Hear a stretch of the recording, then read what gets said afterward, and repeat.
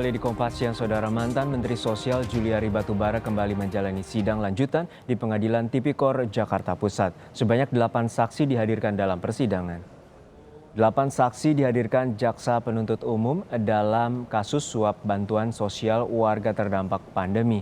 Suap melibatkan mantan Menteri Sosial Juliari Peter Batubara. Juliari Batubara didakwa menerima 32,4 miliar rupiah dari pengusaha yang mengadakan barang untuk bansos. Untuk mengetahui informasi terkini terkait jalannya sidang dengan terdakwa mantan Menteri Sosial Juliari Batubara, kita segera bergabung dengan jurnalis Kompas TV Francisco Donasiano di Pengadilan Tipikor Jakarta. Sisko, siapa saja 8 saksi yang dihadirkan oleh jaksa penuntut umum pada hari ini? Dari 8 orang saksi yang dijadwalkan untuk bersaksi pada persidangan terkait pengadaan kasus bantuan sosial COVID-19 yang di mana terdakwanya adalah Menteri Sosial Juliari Batubara, yang dihadirkan pada hari ini atau yang terkonfirmasi datang itu ada 5 orang, di mana 4 orangnya merupakan dari pihak pengusaha atau lebih tepatnya direktur pengusaha dari penyedia jasa bantuan sosial COVID-19, di mana keempat perusahaan tersebut adalah dari PT Andalan Pesik, kemudian PT Global Trijaya, PT Total Abadi Solusindo, dan juga PT Era Nusa Prestasi. Dari fakta persidangan yang kami dapatkan atau kami dengarkan, kami mencoba mengakumulasi total ada 650 juta pemberian uang terkait bantuan sosial ini kepada pejabat pembuat komitmen atau PPK dari Kementerian Sosial Matius Joko Santoso, itu sebesar 650 juta rupiah.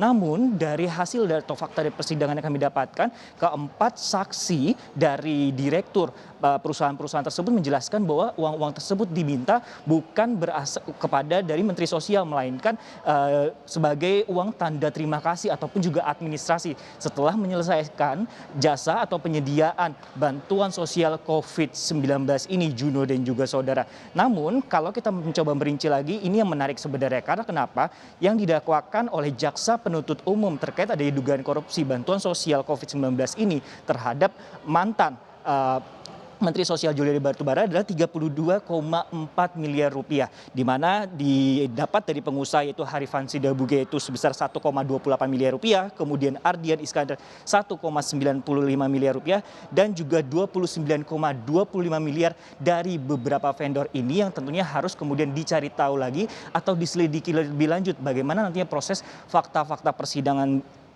berikutnya, karena ini masih dalam jumlah yang relatif lebih kecil dari total penerimaan dari vendor, yaitu sebanyak yang diduga itu 29,25 miliar rupiah.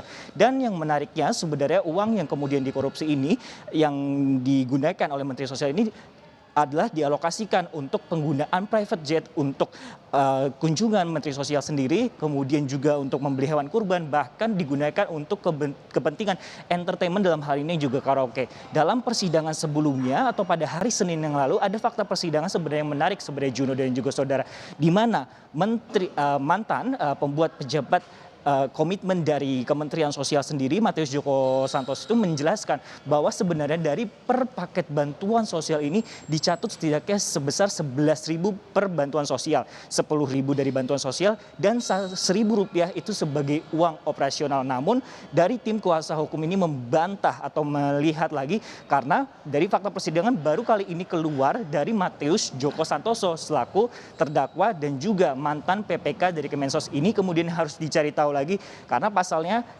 diduga dengan adanya kejadian atau pengadaan kasus korupsi bansos ini menimbulkan kerugian negara sebesar 32,4 miliar rupiah. Kami akan menunggu lebih lanjut lagi, karena dari total kemudian 7 orang yang dijadwalkan di persidangan, 5 orang sudah hadir dan masih ada 2 orang saksi lagi yang dimungkinkan merupakan vendor dari penyedia bantuan sosial ini. Juno. Ya, dugaan suap ini bernilai sekitar 32,4 miliar rupiah dan melibatkan terdakwa saat ini mantan Menteri Sosial Juliari Peter Batubara. Terima kasih rekan Francisco Donasiano dari Pengadilan Tipikor Jakarta Pusat.